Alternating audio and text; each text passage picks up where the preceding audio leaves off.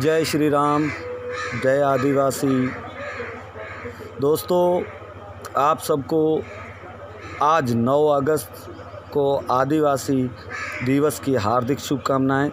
9 अगस्त को आदिवासी दिवस घोषित करने पर मैं भारत सरकार व राजस्थान सरकार का बहुत बहुत आभारी हूं।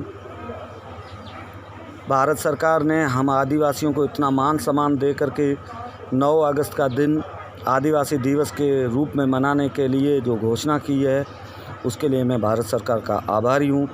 आदिवासी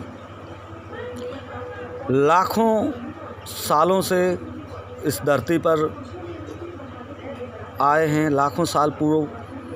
उनका इतिहास आपको सतयुग, त्रेता युग, द्वापर और कलयुग में मिलेगा। शिवरी बाई और केवट, जिसने श्री रामचंद्र जी को नैया में बैठा करके उनको नदी पार करवाई। चाहे शिवरी बाई, जिसके झूठे बेर श्री रामचंद्र जी ने खाए और लक्ष्मण जी ने नहीं खाए, जो फेंके बेर वो संजीवनी बूटी बनी, उसी से श्री लक्ष्मण जी की जान बची। चाहे दुआपुर में वीर एकलव्य की बात करो तो उस जैसा कोई योद्धा, कोई महापुरुष, कोई तीर अंदाज नहीं था, जिसने अपना अंगूठा गुरु दक्षिणा में दे दिया। उसके जैसा कोई शिष्य नहीं था। और अगर आदिवासियों की बात करूं तो भारत की आज़ादी में, भारत के स्वतंत्र लाने के लिए उन्होंने बहुत बड़ा योगदान दिया और उन्हीं पर मैं आज बात करने जा रहा हूं, आदिवासियों की। अगर आदिवासियों की मैं भारत में बात करूं तो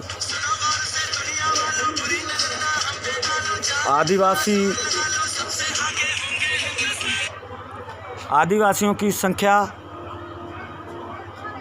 भारत में 10.48 करोड़ है। भारत की पूरी जनसंख्या का अगर प्रतिशत की बात करूं तो 8.6% भारत में आदिवासियों की जनसंख्या है। आदिवासी यानी भील। हम भीलों के लिए बहुत बड़ा गौरव का दिन भी है आज 9 अगस्त।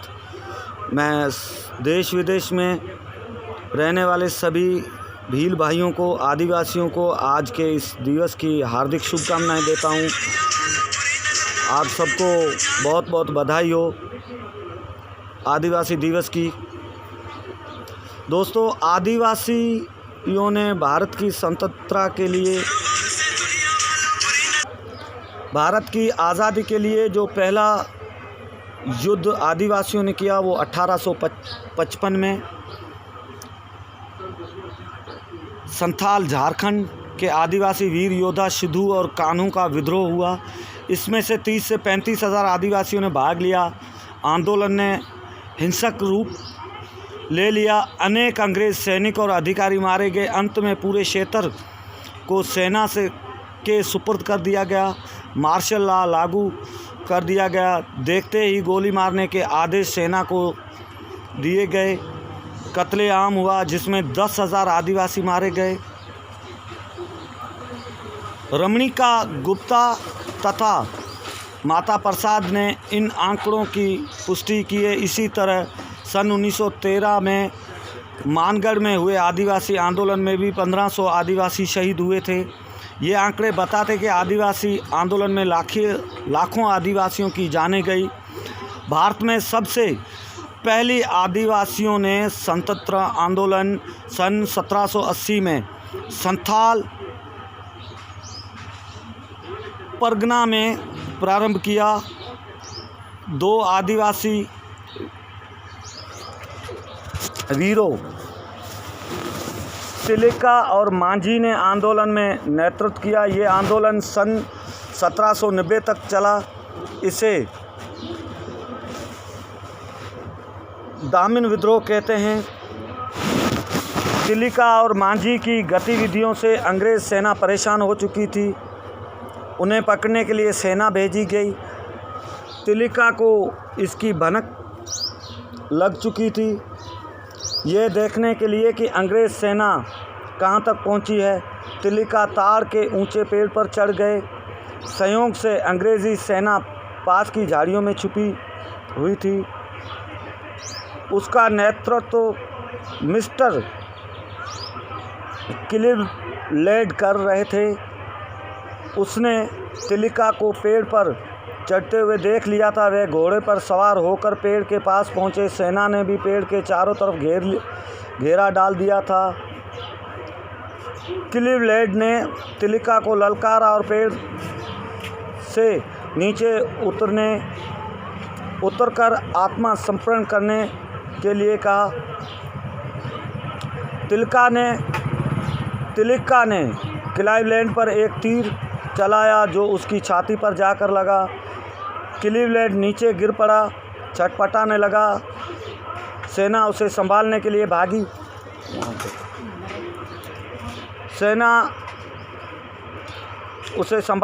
भागी।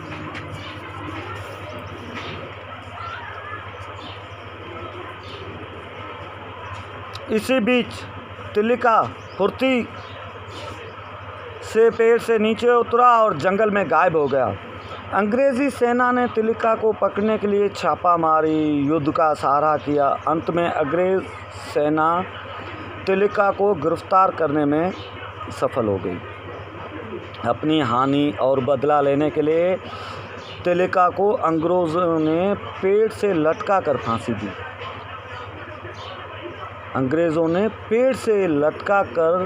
तिलिका को फांसी दी। देखिए कितना दुखद नज़ारा होगा। वो अपने प्रदेश के स्वतंत्रता की लड़ाई लड़ते हुए तिलिका शहीद हो गया। तिलिका स्वतंत्रता आंदोलन का पहला शहीद माना जाना चाहिए। लेकिन भारतीय इतिहासकारों ने सन 1857 की क्रांति में शहीद हुए मंगल पांडे को स्वतंत्रता संग्राम का पहला शहीद घोषित कर दिया गया, जो बहुत ही दुखद विषय है।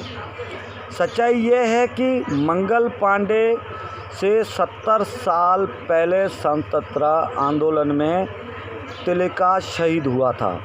भारत का सही इतिहास कभी लिखा ही नहीं गया।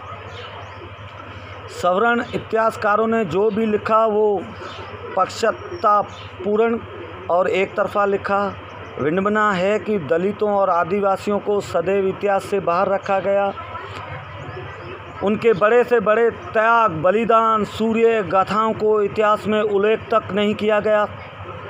सन 1780 से सन 1857 तक आदिवासियों ने अनेक स्वतंत्रता आंदोलन किए। सन 1780 का दामिन विद्रोह जो तिलिका मांझी ने चलाया, सन 1855 का शिवकाहू विद्रोह, सन 1828 से 1832 तक बुधु भगत द्वारा चलाया गया लरका आंदोलन बहुत प्रसिद्ध आदिवासी आंदोलन है। इतिहास में इन आंदोलन का कहीं जिक्र तक नहीं है। इसी तरह आदिवासी क्रांतिकारियों ने जिन्होंने अंग्रेज़ों से लड़ते हुए प्राण गंवाए, उनका भी इतिहास में कहीं वर्णन नहीं है। छत्तीसगढ़ का प्रथम शहीद वीर नारायण सिंह 1857 में शहीद हुआ। मध्य प्रदेश में निमाड़ का पहला विद्रोही भील तांतिया उर्फ टांटिया मामा सन 1828 में शहीद हुआ। इसी तरह आदिवासी युग पुरुष बिरसा मुंडा सन 1900 में शहीद हुआ। जेल में ही उसकी मृत्यु हो गई। सन 1913 में हुए मानगढ़ आंदोलन के नायक गोविंद गुरु का भी इतिहास में कहीं उल्लेख तक नहीं है। इतिहासकारों ने दलित और आदिवासियों को इतिहास में कहीं स्थान नहीं दिया। अलबत्ता उनके इतिहास को अहम भूमिका निभाई। आदिवासी आंदोलनकारियों की छवि खराब करने के लिए वीर नारायण सिंह, टांटिया मामा और बिरसा मुंडा को डकैत और लुटेरा बताया गया, जबकि वे आदिवासियों में बहुत लोकप्रिय रहे और स्वतंत्रता आंदोलनों को सफल नेतृत्व किया। इतिहासकारों ने अपने उल्लेख धर्म को निष्पक्षता और ईमानदारी से नहीं निभाया। इतिहास की सच्चाई ये है कि सन 1780 से 1857 तक 77 वर्षों में आदिवासियों द्वारा किए गए स्वतंत्र आंदोलन में उल्लेख आदिवासी लाखों आदिवासी मारे गए। दूसरी तरफ सन 1857 से 1947 तक 90 वर्षों में गैर आदिवासियों द्वारा किए गए राष्ट्रीय स्वतंत्रता आंदोलन में 1000 लोग भी नहीं मारे गए होंगे। अंदाज़ा इस बात से लगाया जा सकता है कि राष्ट्रीय आंदोलन में सबसे बड़ा नरसंहार 1919 में जलियांवाला बाग हत्याकांड में हुआ था, जिसमें 379 लोग शहीद हुए थे। इसके मुकाबले सन 1855 में हुए सिहू और कहूँ विद्रोह में 10,000 आदिवासी शहीद हुए थे। आदिवासियों के ऐसे अनेक आंदोलन हुए।